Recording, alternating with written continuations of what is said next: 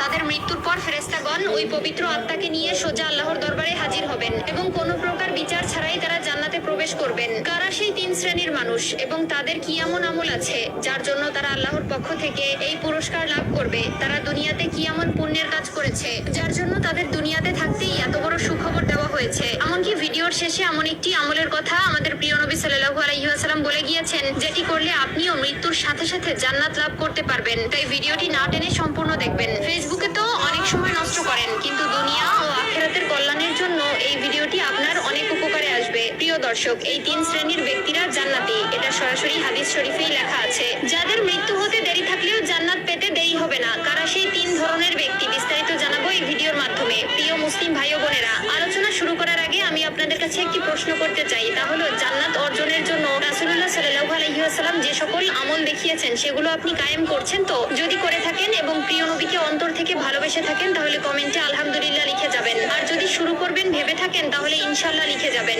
ভিডিওটি শেয়ার করার মাধ্যমে অন্য সকল মুসলিম ভাই বোনদের মাঝে ছড়িয়ে দিন। আপনার একটি মাত্র শেয়ারে এই 3 প্রকার জান্নাতি ব্যক্তিদের সম্পর্কে অন্যরাও জানতে পারবে। প্রতিটি মুসলিম ব্যক্তির স্বপ্ন পরকালে জান্নাত লাভ করা। আমরা প্রতিনিয়ত হাজার আমল করে থাকি, কিন্তু কেমন হবে যদি জান্নাত আপনার জন্য অপেক্ষা করে? আপনি যখনই মৃত্যুবরণ করবেন সাথে সাথে জান্নাতের দিকে অগ্রসর হবেন। শুনে আশ্চর্য হচ্ছেন? হ্যাঁ, এমনই 3 ধরনের ব্যক্তি আছে, যাদের মধ্যে প্রথম কাতারের ব্যক্তিবর্গরা হচ্ছেন যারা শহীদ হয়েছেন। এখানে শহীদ বলতে উল্লেখ করে তাদেরকেই বোঝানো হয়েছে যারা দ্বীন ইসলাম প্রচার ও তার রক্ষায় সশস্ত্র কাফেরদের হাতে নিহত হয়েছেন। তবে মহানবী সাল্লাল্লাহু আলাইহি ওয়াসাল্লাম এই এক শ্রেণীর লোক ব্যতীত আরো কিছু মানুষদেরকে শহীদের খেতাব দিয়েছেন, যারা মূলত দুর্ঘটনায় মৃত্যুবরণ করেছেন, তবে আত্মহত্যাকারী চির জাহান্নামী। দ্বিতীয় শ্রেণীর ব্যক্তিবর্গরা হচ্ছেন তারা যারা জুমার দিন বা রাতে মৃত্যুবরণ করবেন। আমরা সকলেই জানি হাদিস ও কোরআনে জুমার দিনকে সাপ্তাহিক ঈদের দিন বলে ঘোষণা দেওয়া হয়েছে এবং এই দিনেই আসরের নামাজের পর আল্লাহ তাআলা তার বান্দাদের অতি নিকটে চলে আসেন এবং